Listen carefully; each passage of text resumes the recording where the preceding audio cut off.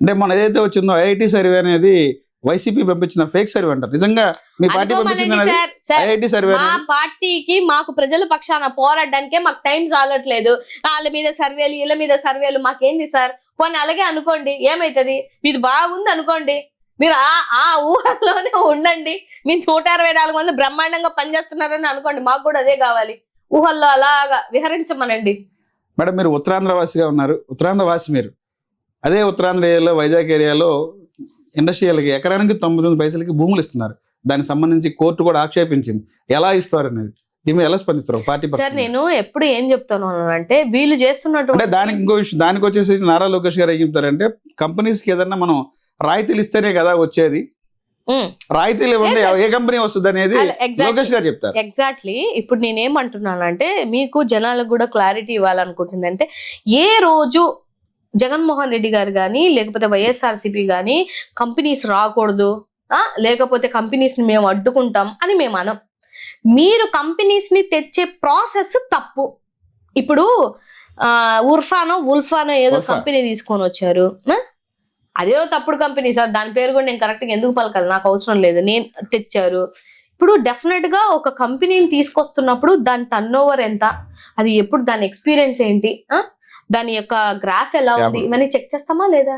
99 పైసలకి. ఇప్పుడు వైజాగ్ లో నేను ఉత్తరాంధ్ర వాసిగా నాకు తెలుసు ఎంతెంత కాస్ట్లు ఉన్నాయి ఏంటి అని అనేది. ఏంది 60 సంవత్సరాలు 90 సంవత్సరాలు 100 సంవత్సరాలు ఎవరికి ఇస్తున్నారు సార్? ఎవరి సొమ్మిది? ప్రజల సొమ్ముని మీకు ఇష్టాసారంగా దారాదత్తంగా ఇవాళ కోర్టే ఇచ్చింది కదా చెంప చెల్లుమనేలాగా. ఎవరిని ఇన్వైట్ చేశారు? ఎన్ని కంపెనీస్ వచ్చాయి? ఎన్ని కంపెనీస్ వస్తే ఫిల్టర్ చేసి ఈ కంపెనీకి ఎందుకు ఇచ్చారు? మీ సొంత కంపెనీ అనేది ఎవరికి కోర్టుకి తెలియదేంటి సార్? తెలుస్తుంది కదా, చూస్తే 99 పైసలకి ఇవ్వడం ఏంది సార్? ఇప్పుడు మీ కాఫీయా? ఇప్పుడు మీరు కాఫీ దగ్గర ఎంత అయింది సార్? కాఫీ ఏంటిది సార్? నేనేమంటున్నాను అని అంటే, రాజకీయాలు చెయ్యండి, అవసరమైతే నేను కూడా, మా పార్టీ కూడా సపోర్ట్ చేస్తుంది. సపోర్ట్ చేయకుండా ఏం ఉండవు. డెవలప్మెంట్ మాకు కూడా డెవలప్మెంటే కదా సార్ కావాలి. మీరేమో జిఎస్టి సదస్సులు మేము పెట్టినప్పుడేమో ఫేక్ సదస్సు అంటే మన లోకేష్ బాబు గారు, మీరు పట్టినప్పుడేమో బ్రహ్మాండం అంటే, ఒక్కసారైనా కూడా మొన్న వాళ్ళు G20 సదస్సు పెట్టినప్పుడు ఒక్క నెగిటివ్ ట్రోల్ చేసామా సార్ మేము? అది జగన్మోహన్ రెడ్డి గారి క్రెడిబిలిటీ, ఆంధ్ర రాష్ట్రం మీద ఆయనకున్నటువంటి ఇష్టం. కానీ మీరేం చేశారు? G20 సదస్సులో ఎన్ని బ్యాడ్ ప్రొపగండాలు చేశారు? రాష్ట్రం మీద నిందలేసింది ఎవరు? మీరే. ఇవాళ మీకు అప్పు ఎందుకు పుట్టట్లేదో తెలుసా? మీరేసిన నిందల వల్ల ఇవాళ ఆ కర్మ అనుభవిస్తున్నారు. జగన్మోహన్ రెడ్డి గారి వల్లనే ఆంధ్రప్రదేశ్ కి కంపెనీలు రావట్లేదు, పెట్టుబడులు అంటే భయపడుతున్నారు అనేది సాక్షాత్తు లోకేష్ గారు చెప్తారు. మీరేమో అలా అంటున్నారు, ఏం చెప్తారు దాని గురించి? ఆంధ్రప్రదేశ్ బ్రాండ్ పడిపోవడానికి ప్రధాన కారణమే జగన్మోహన్ రెడ్డి గారు అని చెప్పి సాక్షాత్తు సీఎం గారు చెప్తారు. నిజంగా ఆంధ్ర బ్రాండ్, అమరావతి బ్రాండ్ పడిపోవడానికి జగన్మోహన్ రెడ్డి గారేనా? ఆయన వల్ల ఆంధ్రప్రదేశ్ కంపెనీలు రావట్లేదు అంటారు, బ్రాండ్ పడిపోయింది అంటారు. సార్ నేను ఒక మాట అడుగుతాను. నీతి ఆయోగ్ ఒక రిపోర్ట్ ఇచ్చింది, పేదరిక నిర్మూలన జరిగింది జగన్ రెడ్డి గారి హయాంలోనే అని.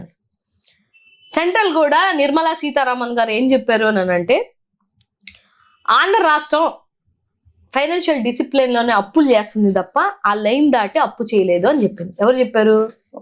కేంద్ర మంత్రి. తర్వాత పార్లమెంట్ లో కూడా ఎన్ని కంపెనీలు తీసుకొచ్చారు అని అంటే 15,000 చిల్లర కంపెనీలు తీసుకొని వచ్చారు అని కేంద్ర మంత్రులు చెప్పారు. తర్వాత జిఎస్టి పెరిగిందా లేదా, జీడిపి పెరిగిందా లేదా, మన గ్రాఫ్ పెరిగిందా లేదా అని ఆంధ్ర రాష్ట్రం యొక్క క్రైమ్ రిపోర్ట్స్ కానీ ఎవ్రీథింగ్ ఏదైనా కూడా నేషనల్ రిపోర్ట్స్ ఇచ్చినవన్నీ చెక్ చేసుకుంటే 2019 నుంచి 24 వరకు మీరన్నటువంటి జగన్మోహన్ రెడ్డి గారి బ్రాండ్ పెరిగిందా తగ్గిందా? ప్రకారం చెప్పండి. ఆయన వల్ల ఆంధ్రప్రదేశ్ బ్రాండ్ పడిపోయింది అనేది చంద్రబాబు గారు చెప్తారు. ప్రకారం చెప్పండి సార్. నోటి మాటలతో నేను 100 చెప్తాను సార్, ఈ 18 నెలల కాలంలో భ్రష్టు పట్టించారు అని. వితౌట్ రిపోర్ట్స్ నేను మాట్లాడను, on paper, with reports on paper. ఇప్పటికిప్పుడైనా నా ఫోన్ లో చూపించమంటే 100 చూపిస్తాను నేను, మీరు నాకు ఆ టైం ఇస్తే. సో నేను ఏమంటున్నానంటే, విత్ రిపోర్ట్స్ తో చూపించండి, చూపించకుండా గాలి మాటలు నోటి మాటలు మాట్లాడొద్దు. మొన్న మాట్లాడినట్టు 14 లక్షల కోట్లు అప్పంటారు, అదే అసెంబ్లీలో ఇప్పుడు వచ్చేసి 5.5 లక్షల కోట్లు అప్పంటుంటారు. ఏం సార్ ఇలా ఎందుకు సార్? చంద్రబాబు నాయుడు గారు 14 లక్షల కోట్లు అన్నారు, ఇప్పుడేమో 5.5 లక్షల కోట్లు అప్పు అంటున్నారు. దానికి ముందు మీరే 2.5 లక్షల కోట్లు అప్పు చేశారు కదా అంటే ఏమంటున్నాడు? నేను కూడా అన్ని ఛానల్స్ లో చూసి నిజమేమో 40 years ఎక్స్పీరియన్స్, ఒక సీనియర్ వ్యక్తి, 15 సంవత్సరాలు మీరు సీఎం గా చేసినటువంటి వ్యక్తి గాలి మాటలు, ఛానల్ మాటలు, లేకపోతే మీ ఐటీడీపీ మాటలు వినేసి నిందేసేస్తారా సార్ రాష్ట్రం మీద? మీరేస్తుంది నింద జగన్మోహన్ రెడ్డి గారి మీద కాదు, ఆంధ్ర రాష్ట్రం మీద మీరు వేశారు నింద. శ్రీలంక అయిపోతుంది అన్నది జగన్మోహన్ రెడ్డి గారి మీద కాదు, ఆంధ్ర రాష్ట్రం మీద వేశారు నింద. డెవలప్మెంటే లేదు, అప్పుల పాలైపోతుందని చెప్పింది జగన్మోహన్ రెడ్డి గారి మీద కాదు, ఆంధ్ర రాష్ట్రం మీద, ఆంధ్ర రాష్ట్ర యువత మీద మీరు దెబ్బ కొట్టారు. ఇవాళ వచ్చి నీతి మాటలు చెప్పి శుద్ధపూసల మాటలు చెప్తా అంటే ఎవరు వింటారు సార్? ఎవరు వింటారు? సో జగన్మోహన్ రెడ్డి గారు బ్రాండ్ ఏంటనేది సెంట్రల్ కి కూడా తెలుసు, ప్రజలకి తెలుసు, రికార్డింగ్స్ కి తెలుసు, రికార్డ్స్ కి తెలుసు, అన్నిటికీ తెలుసు. సెంట్రల్ ఇచ్చినటువంటి ప్రతి ఒక్క ఇన్ఫర్మేషన్ మా దగ్గర ఉంది. ఆయన చెప్పిన లెక్కల ప్రకారం మీరు చెప్పండి, మీరు ఏం చేశారో చెప్పండి. ఇప్పటి వరకు మీరు ఎలక్షన్ కి ముందు కూడా మేము ఇది చేసామని చెప్పుకోలేకపోయారే. ఎంతకాడికి జగన్మోహన్ రెడ్డి గారు ఇది చేయలేకపోయాడు, అది చేయలేకపోయాడు. ఆఖరికి మీ కర్మ ఏంటంటే జగన్మోహన్ రెడ్డి గారు ఇచ్చిన పథకాలే మేము ఇస్తాము, ఆయన ఇచ్చినటువంటి పథకాలు ఒక్క పథకం కూడా మార్చమని చెప్పుకొని ఆయన ఇచ్చిన పథకాలే మేనిఫెస్టోలో పెట్టుకొని వెళ్ళినటువంటి మీరు ఇవాళ జగన్మోహన్ రెడ్డి గారి కోసం మాట్లాడేటువంటి అర్హత లేదు. మరి ఏదైతే ఉందో మన జగన్మోహన్ రెడ్డి గారు గత నెలలో హైదరాబాద్ సిబిఐ కోర్టుకి వెళ్ళారు. కోర్టుకి వెళ్ళినప్పుడు కూడా బల ప్రదర్శన కోసం ఆ రోజున జనాలను ఏర్పాటు చేశారు, ఒక పేటీఎం బ్యాచ్ లాగా చేశారు. కోర్టు వాయిదాల నుంచి మినహాయింపు కోసమే ఆ రోజంతా హడావుడి చేశారు అనేది టీడీపీ చెప్పు. నిజంగా వైసీపీ పార్టీ ఆ కోర్టు జగన్మోహన్ రెడ్డి గారు వాయిదా మినహాయింపు కోసం ఆ జనాలంతా ప్రొవైడ్ చేశారా, లేదంటే స్వచ్ఛందంగా వచ్చారు వాళ్ళంతా? సార్ జగన్మోహన్ రెడ్డి గారు ఒక పిలిపిస్తే పరిస్థితి ఏంటి అంటే ముందుగానే ప్లాన్ చేశారు, ఎయిర్పోర్ట్ కి ఎంతమంది రావాలి, ఆన్ ద వే ఎంతమంది రావాలి, ఆ చెక్ పోస్ట్ ఎంతమంది రావాలి, అదంతా ఒక పక్కా ప్లాన్ తోనే జరిగింది అనేది. ఆయన ఏదైతే జగన్మోహన్ రెడ్డి గారు ఆ రోజు కోర్టుకి వెళ్ళారో, విదేశాల్లో నిలిచిన తర్వాత టీడీపీలో ఉన్నటువంటి ముఖ్య నాయకులు ఉన్న వాళ్ళందరూ కూడా ప్రెస్ మీట్ పెట్టి విమర్శించారు. సరే నేను ఒక మాట చెప్తాను సార్, వాళ్ళ పచ్చ మీడియాలో ఆల్రెడీ డిబేట్ పెట్టుకున్నారు కదా, ముందు రోజు ఆ తర్వాత రోజు కూడా జగన్మోహన్ రెడ్డి గారు కేసులు వచ్చేసాయి, ఆయన కేసులన్నీ మీద పడిపోతున్నాయి, ఆయన అరెస్ట్ అయిపోతాడు, ఏదో జరిగిపోతుంది అనే కదా వేసారు. లోపలేస్తారని కూడా వచ్చింది, వేసారు. వాళ్ళ తమ్మునేల్స్ చూస్తే తెలిసిపోతుంది కదా. వెళ్ళారు జగన్మోహన్ రెడ్డి గారు, ఆయన లండన్ కి వెళ్ళి వచ్చిన తర్వాత ఆయన పాస్పోర్ట్ అవి సబ్మిషన్ కి నేను వచ్చానని చెప్పుకోవడమే కదా, అంతేనా? ఇంకేమైనా జరిగిందా సార్? అంతే కదా. సో మీకు అడ్డు అదుపు లేదు, మీ నెగిటివ్ ఛానల్స్ కి, పచ్చ ఛానల్స్ కి అడ్డు అదుపు లేదు.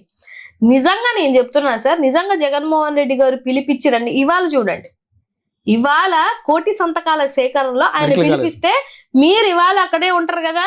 175 నియోజకవర్గాల నుంచి ఎంతమంది జనం వస్తారు ఆయన పిలిపించారు కాబట్టి. అలాంటిది నిజంగానే అక్కడ రాజశేఖర్ రెడ్డి గారు అభిమానులు, జగన్మోహన్ రెడ్డి గారు అభిమానులు కోకొల్లలు. మొన్న నేను చూసాను, ఏదో ఎలక్షన్ కి కూడా మాకు గుర్తు పెట్టుకుని ఉంటే గెలిచారు, తెలంగాణలో గెలిచారు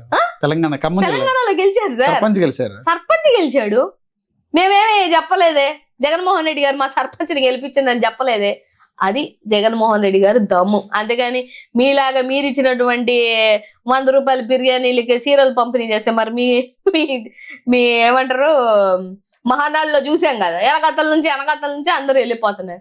మీకు రారు జనాలు, మీకు రారని పక్కలకు కూడా రారు అనుకుంటే మనం ఏం చేస్తాం? కాసేపు మీరే వచ్చారంటారు, కాసేపు మీరే డబ్బులు పెట్టి తెచ్చుకున్నాను అంటారు, కాసేపు అంత బల ప్రదర్శన ఎందుకు అంటారు. బల ప్రదర్శన ఎందుకు అని అంటాం, ఎందుకు అంటే జనాలు వస్తున్నట్టే కదా.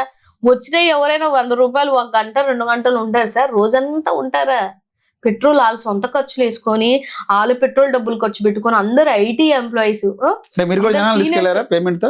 ఎక్కడ నాయకులు డబ్బులు ఖర్చు పెట్టి జనాలు తరలించారు ఆంధ్రప్రదేశ్ నుంచి తెలంగాణ అంటారు. అదే అంటున్నాను సార్, వాళ్ళు తరలించుకున్న విధంగానే అందరూ ఉంటారు అనుకోవడం మూర్ఖత్వం అంటున్నా నేను. అందుకే చెప్తా, వాళ్ళందరూ ఐటీ ఎంప్లాయీస్ ఆ పిల్లలంతా. నేను చూసాను కదా సార్ వీడియోలు. అక్కడ వాళ్ళే ఇక్కడ ఉంటారంటే కొంతమంది ఆయనకి ఫిక్స్డ్ అయిపోయి కొంతమంది అభిమానులు ఉంటారు సార్. జగన్మోహన్ రెడ్డి గారు వద్దన్నా వెనరాళ్ళు, వాళ్ళు వస్తారు. ఆయన అక్కడ ఉంటే అక్కడ ఉంటారు. ఆ లండన్కి వెళ్ళిపోయి ఇంకా డబ్బులు లేక పాపం ఉండిపోతున్నారు, కానీ కార్యకర్తలు లండన్కి తీసుకెళ్తాం రండి అనుకుంటే వెళ్ళిపోతారు వాళ్ళు. లండన్ లో అక్కడ అభిమానులు ఉన్నారు ఆయనకి మొత్తం దేశమంతా అభిమానులు ఉన్నటువంటి వ్యక్తి జగన్మోహన్ రెడ్డి గారు. నేనేమంటున్నానంటే రియల్ అభిమానాన్ని మీరు వెలకట్టలేరు. మీకు అట్లాంటి అభిమానం అంటే ఏంటో మీకు తెలియదు. మీరు డబ్బులు ఇచ్చి తెచ్చుకునేటువంటి అభిమానం మీలాగా అందరికి ఉంటుందని అనుకోకూడదు. ఓడిపోయిన ముఖ్యమంత్రి వెనకాతల అంతమంది ఎందుకు సార్ వస్తారు? మనం